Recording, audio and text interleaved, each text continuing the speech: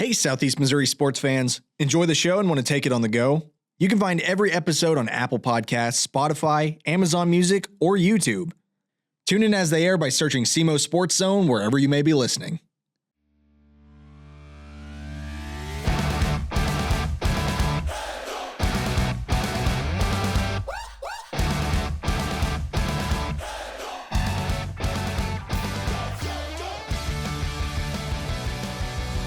Welcome to the SEMO Sports Zone, presented by A-Corp Sports. You're listening to this on Monday, February 10th. Dave, how are we doing today? I'm doing just fine. Got the Super Bowl here in a little bit. I know it'll be already over by the time people listen, but big day in sports. Wish tomorrow was a national holiday, but it's not. But it's a fun week of basketball that we just had. It's a lot to talk about. Yeah, a lot of back and forth throughout all these games. Teams that we were kind of like looking down on, rising back up, kind of like making that like midway process. I don't know. Any team that's sticking out to you this week that you really had your eyes on? I thought Risco got a couple big wins in Class 1 to start off with the small schools. I thought they, a big win over Richland, and they followed that up with a big win over Campbell. And they kind of, we talked about how they had been playing in the Tri-County and just hadn't really had tough games. And so they got a couple back-to-back and won both of them and looked good doing it. Were able to do it in two different ways. Against Richland, they were able to kind of, play their game, get up and down the floor. And then against Campbell, it was kind of a game that just kind of, I don't know, it just never really there was never really much flow to it. But Campbell did a great job kind of shutting Smith down a little bit. But they were able to, still power through, get the win, and two nice wins for them. Yeah, I think for Risco, especially, getting these quality wins, that's what's going to, elevate them into postseason for sure. And you're right. I mean, playing Tri-County teams, we've talked about that. It's just you're not really getting kind of the competition that you're expecting or any competition that's going to like drive you forward. Mm-hmm. But I think that's a few games that Risco really needs just to kind of push them along. Yeah, they definitely needed some games here that helped them out. I mean, they've got a tough schedule here at the end, but they still got Hayti and Zenith left. Mm-hmm. There'll be some tough games too. So they're going to be they'll be tested late going into districts, which is good, and they should be the clear favorite in that district. Matter of fact, that district is basically the Tri-County Conference minus Holcomb. So I mean they should be a heavy favorite to win that district, and then you hopefully are ready when you hit the playoffs. Let's just go ahead and go down the list. So starting with Wednesday games from the last day that we recorded the podcast, Woodland at Notre Dame finished that game 70-66. Good win for Woodland. Foreshadowing, they didn't end the weekend as well, but that was a good win. And, against a very good team. I mean, good team for, Class 4 around here, probably the best Class 4 team. Mm-hmm. So, good to go get that win on the road.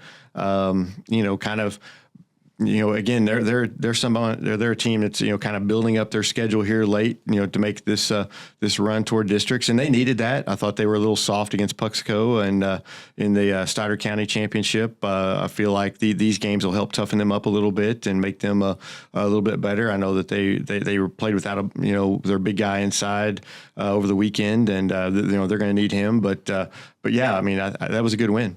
I think for Notre Dame, too, I mean, I'm considering that they're losing all those seniors, but kind of what we saw from the JV game, though, I don't feel like that's going to be the biggest problem anymore because it looks like Notre Dame's just kind of reloading. Yeah, their JV will be solid. I mean, they're going to be a solid team. They're never going to be a team that just completely falls off the map, I don't think. I think they've got a pretty good program running up there, and they've got a good JV as Woodland found out. And, I'm certainly not worried about Notre Dame. They're always going to kind of be hanging around. Let's move on to Thursday. Like you said, Risco at Richland, 71-61. Yeah, it was just a good win. And but don't forget last year that Risco did beat Richland by 10 in the regular season and lost to them by 12 in district play. So just because you win these games during the regular season does not guarantee that you're going to be winning that game in playoff season if it were to happen. Richland, on the other hand, I mean, they're playing some tough teams too. They had Risco, then they turned around and played New Madrid on Saturday. They still have South Pim, Delta, Bernie. I mean, they've got some tough teams on their schedule.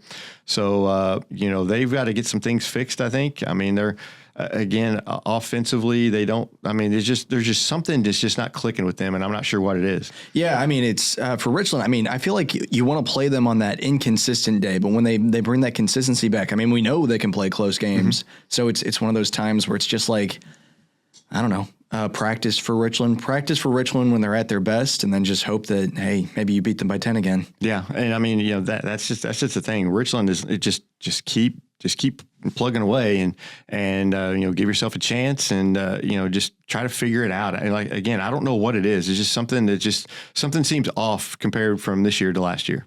Absolutely. This one kind of hurts my heart a little bit. Neelyville at Van Buren, 59-76. Yeah, I think we can stop talking about Neelyville now. I mean, Van Buren's a good team, but Neelyville lost there. They lost on Friday night as well.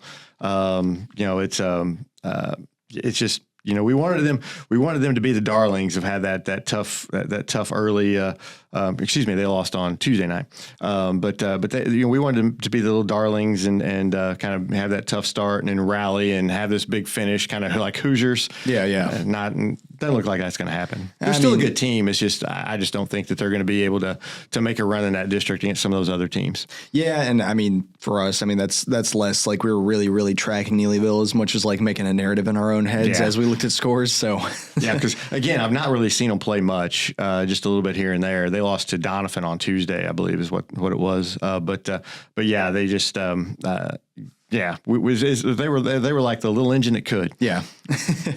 All right, Bootheel Conference Tournament Final, Crothersville versus Campbell, 58-68.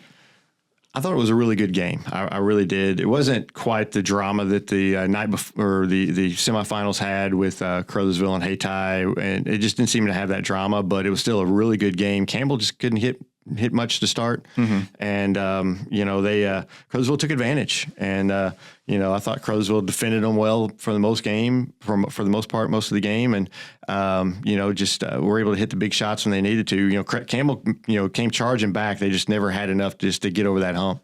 Yeah, and I think for Crothersville, you got to I think it's all coming full circle is that you played that tough schedule at the start, and now you're kind of winning all those games that you really need to. So I think for them, like, this is a good win, obviously. Yeah, they're a little loose with the ball, a lot of turnovers there that just kind of get a little loose. They need to shore that up. But other than that, they're a pretty good team. I mean, they're athletic. They've got guys that can shoot. They got guys that can get to the rim. I mean, they defend well. I mean, they're a pretty good team, and it's going to be interesting to see how they match up in that district with East Prairie, because right now I kind of have them as my favorite. Yeah, I would say so. And we'll talk about East Prairie a little bit just because I've gotten to see them play personally twice in the past 2 days. But at the same time, I mean, Crothersville, like you said, the things they need to shore up, I feel like they obviously can at this point too. Yeah, I mean, they're just really, like I said, they're a really nice basketball team. They do a lot of good things, and again, just you kind of limit some of those turnovers. I think they're going to be just fine. I think they've got a chance to make a run here in Class 3. Do you think now we have some finality on Bootheel is just as far as like Crothersville 1, Campbell 2, Hayti 3, South Pem 4? Yeah, I honestly think that. You play this game 10 times, it could be 5-5. So I think they and Campbell 1A, 1B, 1A, 1B. Hayti, they're a team that can come in there and hit a bunch of shots. And if they get hot, they could be the best team. But if they're not hot, I don't know if they guard well enough to be that top team over these other two. So I would think that. But obviously Crothersville won the tournament and probably should have won that regular season game as well. Some turnovers there late kind of hurt them. So yeah, I think I would agree with Crothersville 1, Campbell 2. All right. Let's move on to some Saturday games. New Madrid County Central versus Richland, 63-50. Yeah, New Madrid just kind of pounded it into the inside and did what they need to do. They didn't turn it over. I thought Richland maybe should have got out, pressured their guards a little bit more.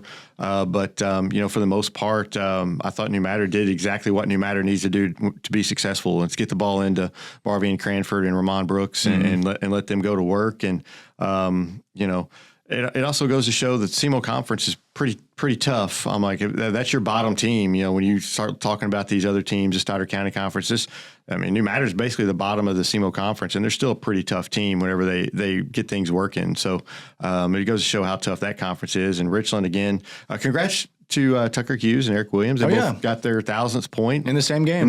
Which is kind of cool. You don't see that very often. And they've been around this program for 4 years now, and it's and they're good players, and they've been a part of some good teams that have kind of been a resurgence here for Richland that they hadn't had in quite a while. Yeah, and I think for New Madrid, we've said it multiple times. This is their rebuild year, essentially.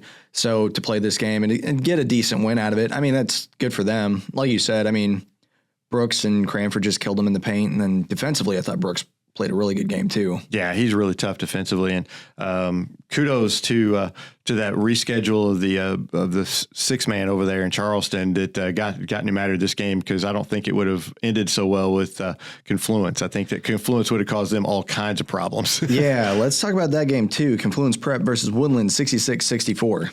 Yeah, that was a Woodland battle. They were without their big kid inside. I believe his name McCormick, I think is what his name is. They battled, and that Confluence, they're good. They played a tough schedule, and they would be the best Class 4 team around here for sure. They've got size, they're athletic, they play in a tough district that includes some school named Vashon. So you probably won't see them in the playoffs, but they're still a very good program. And I thought Woodland played them close. Tough back-to-back losses from Woodland. They lost Friday night to Kennett, and that was a tough, close loss, and just two back-to-back close games for Woodland. But I think this could help build Woodland's toughness a little bit toward the end of the year. So just because you lose, it's not always a bad thing.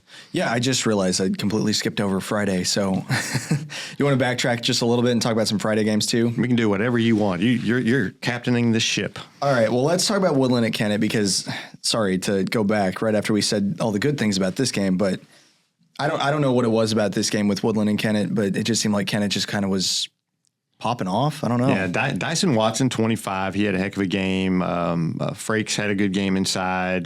They just a nice game from Kennett. And again, I think the Kennett just kind of controlled this game a little bit, especially in the second half. I thought they were able to do what they needed to do, especially late in the game. Playing, it's a long drive from Woodland down to Kennett. No excuses. I'm just trying to think. It was just a really good basketball game that Kennett pulled out. And again, I think, Woodland's got to show a little bit of toughness in these games and pull some of these games out. These are good learning games for them, and hopefully playing these games late, late in the season will help them when it comes to districts. Yeah, and you can tell, like in this game in particular, I was put on notice about it at the half, where it's just like, can you believe the score at the half? And then, Woodland obviously kind of had to battle back to get the score that they have. But at the same time, when you're at that kind of deficit, it's a battle back to it. Yeah, Kennett's better than what people think. And Kennett could really be a problem in their district. I still put them in my frisky and fun team. That's a team that you don't want to count out. I think matchups play a big role with how Kennett's going to play, and Kennett has to stay out of foul trouble. That's a huge, because they are not deep on that bench. Mm-hmm. So, that's a big thing for them. We've seen what happens when Dyson Watson gets taken out of the game too. He's got to stay healthy. He's got to stay out of foul trouble. They've got to, they have to keep the big kids inside out of foul trouble.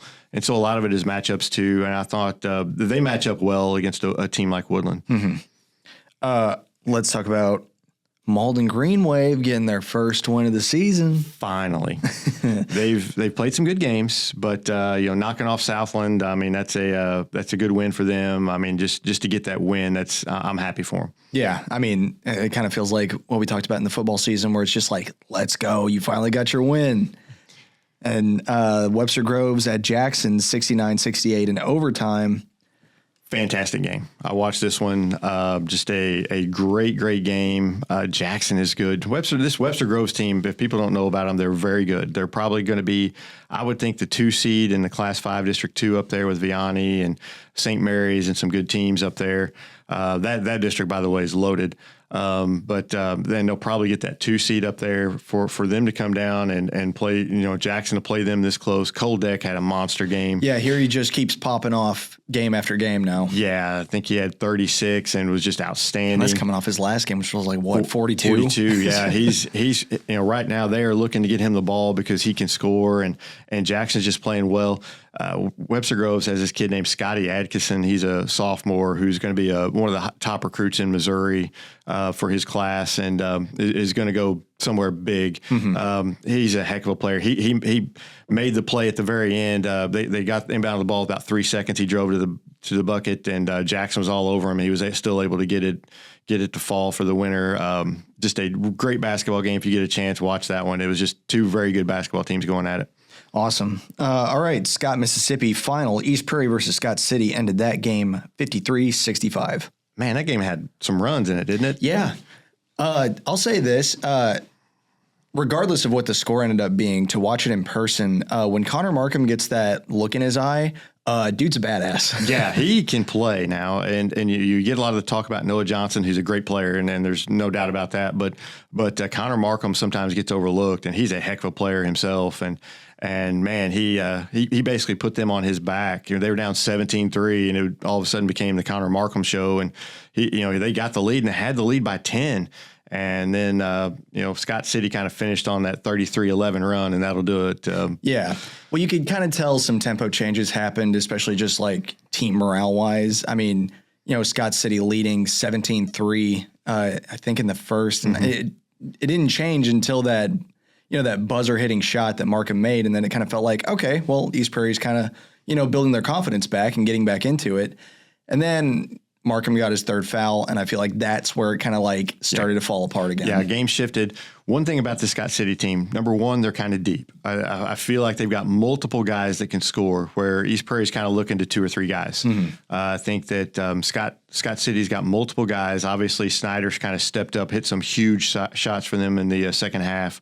They really did a nice job of not panicking. Even though they were down 10, there was no panic. They never had any of that look in their eyes of, this is kind of getting away from us. It seemed like they just kind of locked in. Yeah, it's just like, all right, well, we need to, they got a timeout. Let's dial in here a little bit, and they did that, and that's a sign of a very good basketball team. They didn't panic. They just kept their cool and kept their composure, and again, I've got Scott City at the top of my rankings, and they didn't do anything to dispel that. I mean that they're a very good basketball team. Yeah, and they've got all the size in the world too. That's the thing is consistency, team consistency wise, they're head and shoulders above everybody else at this point. Yeah, and they've got guys with size who can step out and hit the jumper or take you inside. That's tough to guard, especially in high school.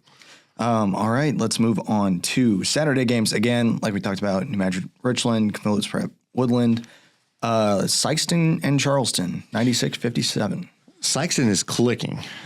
Yes. I mean, I know that they lost Markel Murray. He's no longer with the team, but I sometimes think, they may be, they're playing right now. Everybody knows their roles, and they are playing with some, some aggression and some energy that they need to play with if they're going to do well, and they are doing well. They hammered Poplar Bluff, who's out 3 starters. But they hammered them on Friday night, turned around and just, did miss a beat and hammered Charleston on Saturday night on Charleston's home floor. So, good for Sykes. And they look good right now. They look kind of like the team we thought they were going to look like. So hopefully they can continue this into districts. And it was Greg Hollifield's 900th game too.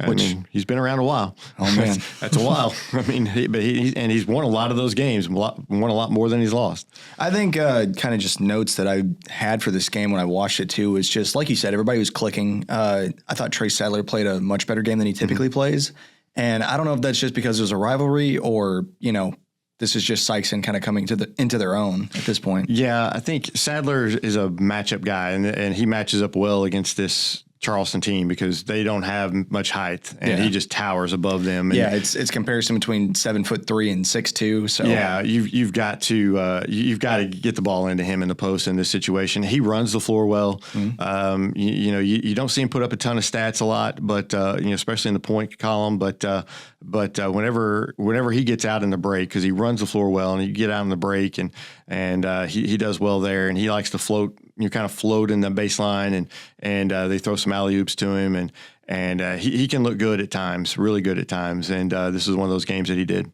And then I had Tristan Wiggins down as just being a rebound machine. Oh yeah. He's big and strong in there, and that type of game is an up and down game like that, and he can kind of use his strength inside and matching up against guys about the same size as him. I mean, that's a perfect game for him, and he looked good, and I mean, really the whole team looked good. PJ Farmer, I think he had 18. I mean, he just does what he does, just fills the stat sheet and assists and rebounds and points, and does everything they need him to do. Just a well-rounded game for Sikeston. Yeah, and I think Sikeston at this point, I mean, I was kind of like not really flip-flopping on whether I think they're going to be really good this season or not. Obviously, they're going to be good, but at the same time, like, the losses that they've had have kind of made them look a little suspect, but at the same time, if they play like that, I mean, consistently, they're gonna make a deeper run. They're good about taking care of business of whenever they need to take care of business. Whenever they're facing a team that they are better than, they usually take care of business and don't leave any doubt to it. They're not going to mess around with those games. It's the games, it's the tough games that I'm worried about. The Farmington games, the Cape games, some of those games that are coming up on their schedule. Those are the games I'm interested to see how they do in those games. The games that are going to be maybe a little bit tighter. Let's see how they manage in those games. You have to slow it down against Sikeston. I really believe that if you're going to beat them, you've got to slow it down. Well, I feel like Jackson would be a better matchup than Cape at this point. Because absolutely. I mean, Cape without Edwards, I mean, they're a non-factor. But if he's back, the way they guard, that might be, and plus they're big rivals, you might think that might be a better game. But absolutely, you're right. Jackson is that Jackson Sikeston game in a couple of weeks is going to be a banger, because that's two teams that are really going to get after it. Yeah, and I don't want to put podcaster's curse on it, but that's the game that I would have highlighted if I was to look forward to one. Mm-hmm. And we can talk about Cape and Principia if you want to, but there wasn't really much to talk about. Principia is going to win Class 3. I mean, I can't imagine anybody beating them in Class 3. That's just a machine right now. And Cape playing without Edwards, good luck. I mean, they're just not going to happen. I mean, I like the way Cape moved the ball down the court, but that's... Yeah, I mean, the only way you're going to beat a team like Principia is if you hit everything, from outside and you're just on fire, kind of like Sikeston was. I think Sikeston shot like 70-something% against Charleston. You're going to win most games when you're shooting that. Cape did not shoot that way, and they have to make most of their shots, because you're not going to get many rebounds against a team like Principia with Edwards out, and he's such a big part of that offense. It's just he's a tough one to be without whenever you're playing a team of that caliber. And Principia, I mean, they beat Sikeston earlier in the season, so obviously, it's a team that was expected to win this game, no matter what. Right, and Principia is quite possibly maybe the best team in the state, not just in Class 3, but maybe the best team in the state. They're in the conversation for sure. So that's a very good basketball team. All right, you want to talk about some upcoming games? Sure. We going to talk about Risco Campbell, or we? Yeah, we can talk about Risco Campbell. Risco Campbell, 52-46. That was, again, we mentioned them earlier. It was a really good game. I thought that Campbell did a nice job on Smith, but Risco, again, a big win for them. A nice job. Campbell was in some foul trouble, and I thought Campbell did a nice job staying in the game, even with two of their better players on the bench. So I thought this was a good game for both of these teams. Yeah, and I think for Risco, we keep saying this is a quality win. This isn't, I mean, Richland's a quality win for Risco, but I feel like this is a quality win for Risco. This is a game that Campbell's a great team, and so for Risco to beat them in the way that they did, Risco played the game that they wanted to. Yeah, how cool would this be if this was a Tri-County championship? That Campbell used to be in the Tri-County conference up to a couple of years ago, and it was this has been a good game on a neutral college court It's been a really nice game for a tournament championship. I mean, have that added extra feel to it, What'll look good on a resume for sure. Yeah. Does Campbell have an issue with Tigers at this point? Possibly. They don't want to play another Tigers for a little bit. That's for sure, I would think. All right, let's go to upcoming games. Monday, I've got Puxco versus Doniphan. Was that the semifinal in the Only Family Cares tournament? Well, I wouldn't call it that, but you can call it that. I'm just poking fun. Yeah, I mean, I don't think this will be much of a game. I haven't seen anything from Doniphan that leads me to believe that they could play with Puxco. Maybe I'm wrong, but I just don't think that would be a big time game for. I mean, I don't think Puxco's got much to worry about. Well, which for the most part, I mean, looking at this tournament, I considered Puxco and Neelyville being like the biggest game, but I don't even know if I can consider that anymore. No, I think if Puxco doesn't roll in this tournament, I mean that's kind of the bigger thing than if they win it. I mean if Puxco struggles at all, that's the bigger news. Then I think we have to worry about someone else winning it. Which I think at this point I don't think that's going to happen. Yeah, I think Puxco kind of rolls through this tournament. And then I've got New Madrid County Central and Crothersville down because of that Class 3 matchup. Yeah, that'll be obviously have some district implications, but I think Crothersville is much better. I think Crothersville is going to get out pressure New Madrid's guards, and I think it's going to be game over.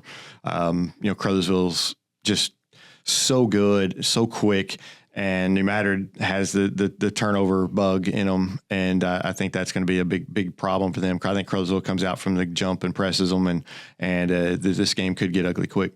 Yeah, and I hate to say it, but this is just another adversity game for New Madrid in a season that's been nothing but adversity games. But hey, that's just how it goes. Yep. And then on Tuesday, I've got Zenith Hornersville at Kennett. Yeah, I mean, again, these are two teams that have kind of floated under the radar a little bit. I think Kennett's better than what people give them credit for. Zenith's better than what people give them credit for. This is a chance for them kind of to go up against each other and one team to kind of say, hey, look at me a little bit. Another team to take another probably tough loss against a good opponent. And so it'd be interesting to see which one of them comes out of this. Yeah, I think a win for either team would be just kind of good for the season at this point. But yeah, I mean, I'm kind of hoping for a Kennett win just because I like Kennett at this point. But hey, who knows? And then next up, I've got Bernie at Hayti. Yeah, that's going to be a fun game. Two conflicting styles there, I think. Yeah. I think, Hayti is going to want to just go, 100 miles an hour. I think Bernie's going to try to slow him down a little bit and try to get the ball on the post to Acock and maybe work, inside out to their guards out there. And so it's going to be interesting. These teams have met up, for a lot of years now, and it's usually a really good game, and I think that's going to be just the same. Yeah, I think the implications of watching Hayti's style against a more defensive Stoddard County team is going to have some implications for postseason things just to think about, just because, the style they play in the Bootheel and the style they play in Stoddard are very contrasting at this point. And yeah, I think it's going to be a good game. I think it'll be a fun game for sure. And then I've got Campbell at East Prairie. Another game that could be a lot of fun. I think Campbell will try. I think that they'll try to get up and down the floor with East Prairie. I don't know how that's going to work. I'm really anxious to watch this game because I don't know who comes out of this. I mean, both of these teams are on a 2-game slide. Yeah. Both these teams need a win. There's probably a little bit of desperation there. And it's just I think that game is going to be the most fun game of the night.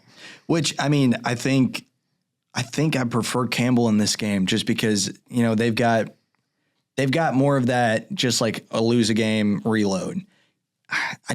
East Prairie, sometimes I feel like they just, it compounds. Like they get in a bad situation and it compounds. Yeah. That's why they can't finish out games sometimes. That's why they get in these situations. And I feel like, a 2-loss slide for one team is not a 2-loss slide for the other. I feel like for East Prairie, this is going to be a more adversity game for them is because now you have to pick it back up. Yeah. And I feel like that's going to be harder. I feel like East Prairie they need these 2 days of rest. I felt like coming off the floor at halftime against St. Mary's, they looked exhausted. Oh, I'm sure they were. Yeah, to play Scott City as close as they did and then just to go back and then have to play a team like St. Mary's right after that, I mean, they're probably just completely gassed. Yeah, they looked exhausted coming off the floor at half. So I think that will help them having a couple of days off. I want to see them get out and guard a little better. I think they need to guard a little better here. I feel like Campbell is very similar to Scott City without the size. They've got multiple guys that can score, so you can't just focus in on one guy. They can score in different ways. At the same time, I think if you're East Prairie, you got to try to force them to shoot threes and hope that they're not making them, and just control the glass. And I think that if East Prairie can do that, they can win. Otherwise, I think Campbell wins this game. Yeah, and I mean, it's going to be a good one. Yeah, it's going to be a good one, obviously.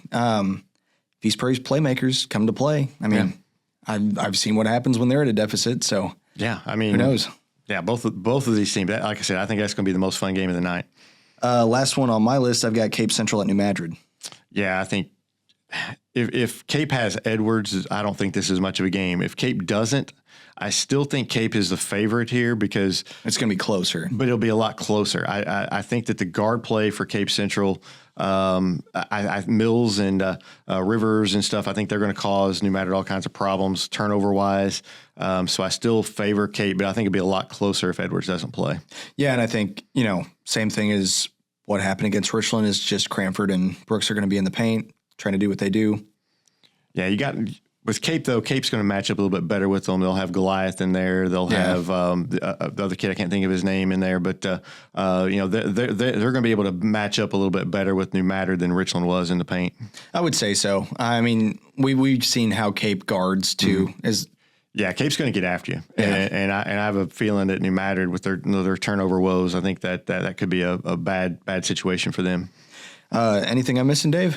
South Pembina Scott Richland. I mean, that's a couple of schools that are playing on Tuesday night that I think that both teams need to win as well. Mm-hmm. I think we talked about East Prairie Campbell, but I think Richland South Penn, both of these teams need to win, and Richland I think even more so than South Penn. South Penn took it on the chin to Bunker on Saturday, but Bunker, state ranked team.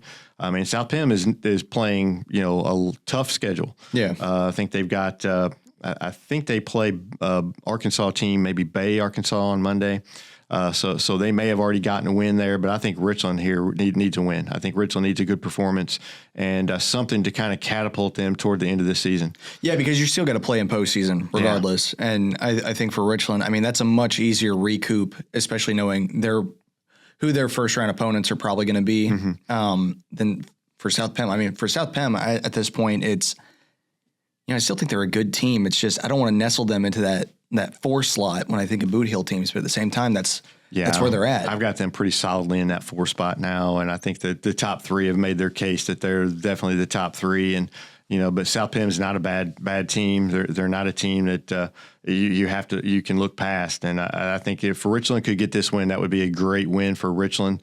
And South Penn, just like I said, these 2 teams just need to win. And I mean, hey, I'm looking past South Penn. I mean, I've seen what happens when people do that. So you can't just keep them out of the equation just because they're having a rougher time than some other teams. Yeah, South Penn has a tendency to knock off some of those Stoddard County schools. So just leave that there. All right, I know it's a shorter episode, but anything else you want to talk about, Dave? No, not really. I mean, we're getting down to hopefully some weather holds out. I know they've got some weather coming in, and put an asterisk by all the Tuesday games we talked about because I think we're expected to get like an inch or so of snow. Yeah. Who knows what's going to happen with that? Tuesday and Wednesday could be impacted. I've heard Wednesday could be even worse than Tuesday as far as impact.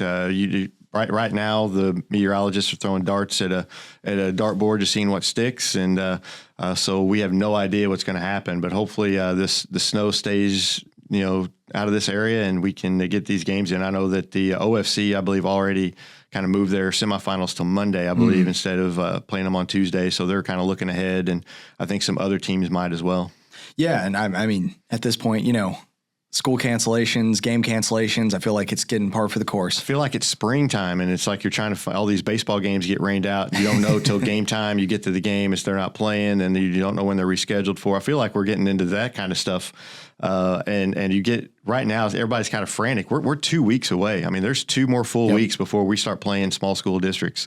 I mean, what did we say last week about kids being sick? Is like at least it's happening now. Yeah, at least it's now. So I mean, hey.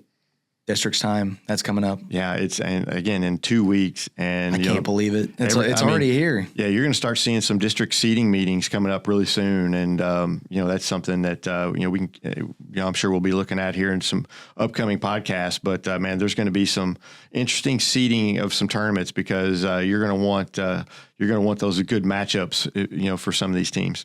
Yeah, and I mean at this point, what class are you really looking at that's going to be the most kind of explosive to watch? I think, obviously, Class 2. I think that's the one that everybody's got their eye on. Class 2 District 1 and Class 2 District 3 around here. Those are the two that are going to be have a lot of eyes on it because they're going to be brutal districts. And if you get out of those districts, you're going to be kind of primed to make a run. And then in Class 3, you're looking at just a handful of teams in a couple of districts that can maybe make a run. And and in Class 1, I think we're looking at maybe 2 or 3 teams, but but Class 2, that's the one that I think everybody's going to be looking at. Yeah, it's definitely set itself as like the front runner for big basketball this season. Mm-hmm. Yeah. A lot of fun anyway, because, seedings are going to play a huge part in those districts, I think. And I think if you look down at, that Class 2 District 1, I think you got to look at Hayti maybe as that top seed because they beat Campbell head to head and they've not played since. So, if you go into that meeting, it's tough not to give Hayti that nudge, but you've got other teams behind them like South Pim, and so you want to get that top seed. I think if you're in that district, man, Crothersville really just kind of mixed that pot a little bit more, didn't they? Yeah, they're the Class 3 District 1 with East Prairie, and I think that they are going to. I would think that they would. I don't know. Maybe a 1 or 2 seed, but you think that they're just probably like dialed in to play East Prairie in that one. I would assume. I would think, but you never know. You never know in that one. You've got New Madrid in there kind of floating around, and I would assume that New Madrid would be the probably a 4 or 5 seed with Portageville there, and winner would get maybe whoever East Prairie or Crothersville. But I would think East Prairie or Crothersville would be the top seed there, and I think probably Twin Rivers a 3, maybe something like that. That sounds about right. I think those are the teams that are in that district. So I know they're playing it at Kelly, so that it's kind of a neutral site. Kelly won't be a factor in that district, so kind of a nice little neutral site for all those teams. And then as far as Class 1 goes, who are you looking at? I'm looking at obviously Risco. I do think that Richland district. Class 1 District 2, I believe, is going to be a little more competitive than what we originally thought when the season started. Because you've got Delta in there, who we've not talked about, but they're not a bad team. They played Kelly very close during Scott, Mississippi. Yeah, and you've got Bell City in there, who's played Richland 3 times and played them close 3 times. And by the way, kudos to Bell City and I believe Gideon that went over and played at the Hoosiers gym last night or Saturday night. And which is kind of cool. I know some other teams from around here have made that trek to go and they play a game at the Hoosiers gym, and it's just a really cool atmosphere. Really cool for those schools to go and do that. But yeah, Bell City. And you can't forget at Leopold. You got 4 teams there that I think are going to be tough and can give Richland a game. I think Richland's still probably the favorite, but that margin of error has gotten a lot slimmer this year. Yeah, and if anything shifts at any point and Richland gets knocked out, I'm not honestly going to be surprised. No, not at all. Although they do play that district, I believe, at Richland. So I think that's going to be some home court something in their back pocket because they do play much better at home than they do on the road. And and you could just tell it in the eyeball test shows you that they're a lot more comfortable at home. So that's something they can put in their back pocket. But at the same time, any of these other teams, if you were to tell me that Richland lost to Delta or Bell City or Leopold, I'd been like, yeah. That it wouldn't shock me. That's for sure. But I would think that Richland is the favorite out of that one. And then Class 4, Notre Dame. I don't know. I would think Class 4 would be Notre Dame's to. I think it's Notre Dame's to lose. But I'm kind of the same with them as I am Richland because I'm looking at Kennett and I'm like they could be a problem. Dexter could be a problem if they play well. It's we've seen Dexter play well. If they play well, they're a team that can give Notre Dame some issues. I think Notre Dame's probably still your favorite, but It all feels like a wild card matchup. But man, I would want to see that championship game because I would assume that Notre Dame gets the 1 and Dexter Kennett gets a 2-3 in some form or fashion. So then the winner of that game would get Kennett, and I think the winner of that game gives Kennett all they want. And oh man, who do you favor in Class 5 right now? Farmington has proven right now that they are the team to beat. They beat Sikeston, without Murray, and Sikeston's not going to have Murray. So right now, I would think Farmington is going to be that top seed. Friday night, Sikeston plays Cape Central. That'll be for your 2 seed, I would assume, and then you see that game again in a couple of weeks. And if Cape Central does not have Edwards now, hopefully they would have him in districts, and then you see how they match up. But I still like Sikeston to come out of that district, but I think Farmington would be the betting favorite right now, just because of the fact that they did beat Sikeston up there, and this district's going to be at Farmington. So, but I still like Sikeston to come out of that district and match up with get a home game in that quarterfinal against Vianney or Webster Groves or St. Mary's. Probably, I would assume Vianney or Webster Groves.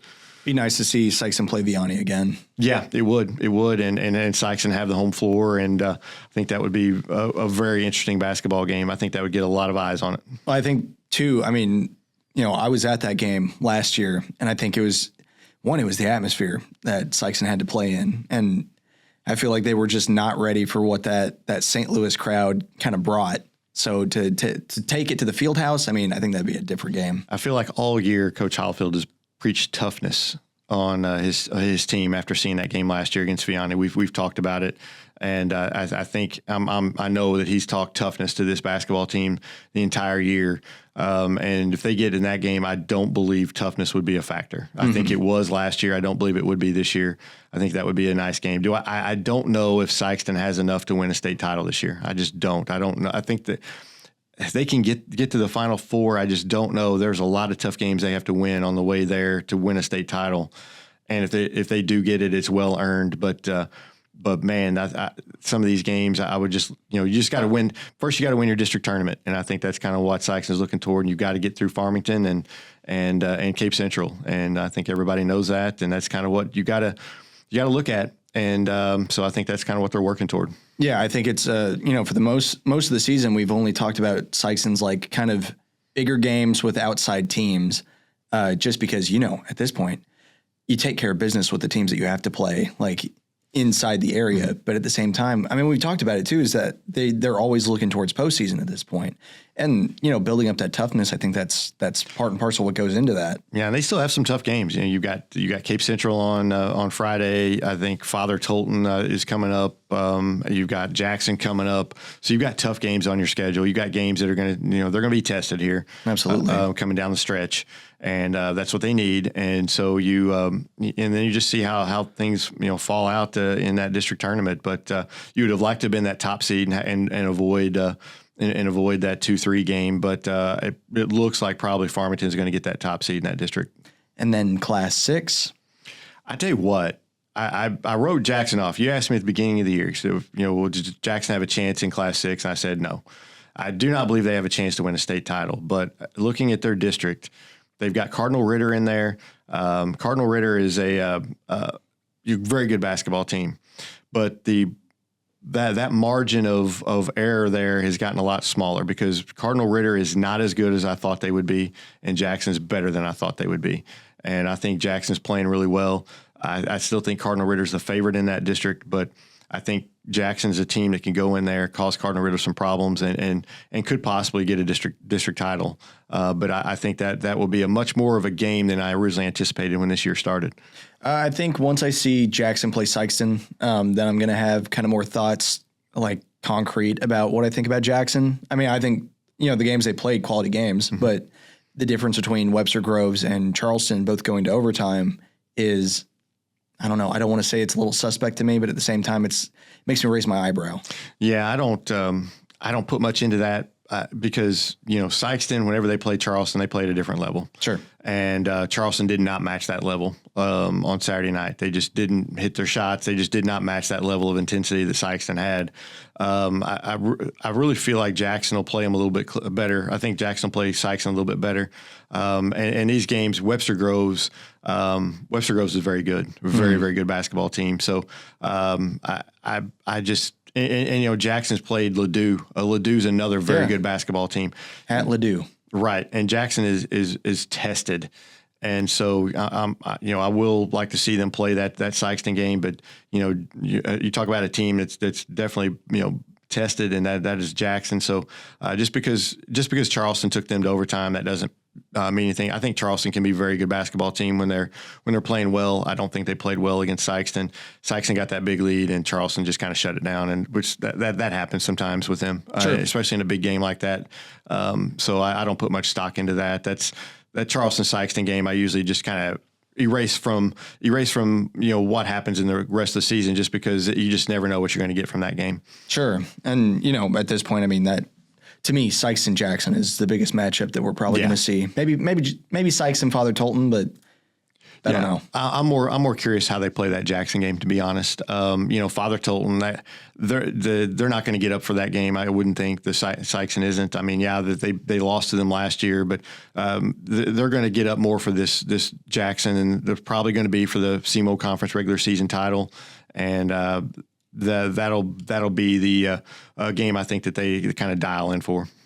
All right, Dave, I think that's all I got on my list. Yeah, we've talked about a lot. So, it'll be a fun week. Hopefully the weather holds off and we get some of these games in. And like I said, we're in the home stretch now. Yeah. And, broadcast perspective, man, that home stretch, that's looking nice. We've just finished up pretty much our last multi-game event. And I've watched. I hear you're doing 200 next year. Is that what? I saw something about that on social media, so it's true. Is that right? I mean, last year I think we did like somewhere around 116. So if we beat that, that's what I'm looking at. And 200 next year, hey, maybe someday. Just not anytime soon. I wouldn't hope so. All right, I think that's going to do it for this episode of the SEMO Sports Zone. Thank you for listening, and we'll catch you Thursday.